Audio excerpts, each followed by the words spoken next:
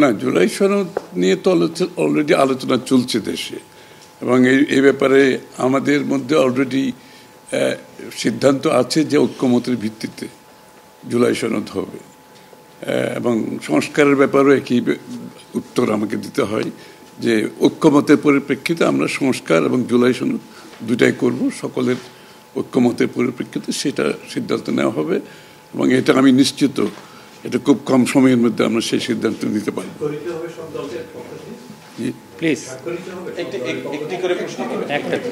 হ্যাঁ, ঐক্যমত যেখানে হবে স্বাভাবিকভাবে ঐক্যমতের পরিপ্রেক্ষিতে যে সিদ্ধান্ত হবে স্বাক্ষরিত তো হবেই, না হওয়ার কোনো কারণ তো নেই।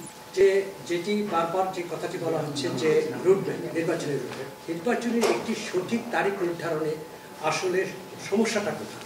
একটি সঠিক তারিখ সুনির্দিষ্ট তারিখ, এর কোনো সমস্যাই নাই, আমরা কোনো সমস্যা দেখছি না।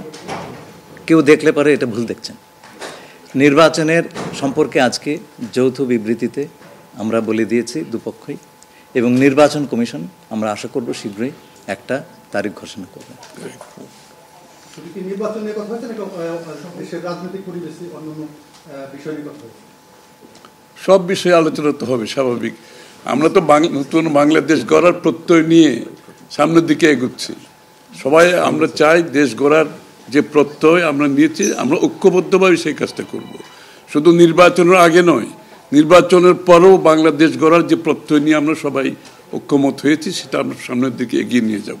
সংস্কার নিয়ে যে বর্তমান সরকারের যে একটা বিশাল রূপরেখা তৈরি হয়েছে, একটা বিশাল তালিকা, সেই তালিকা নিশ্চয়ই আজকে আপনাদের সামনে উপস্থাপন করা হয়েছে। যে সংস্কার বিষয়ে আপনাদের মতামত কি? বিএনপি কিভাবে সেটাকে?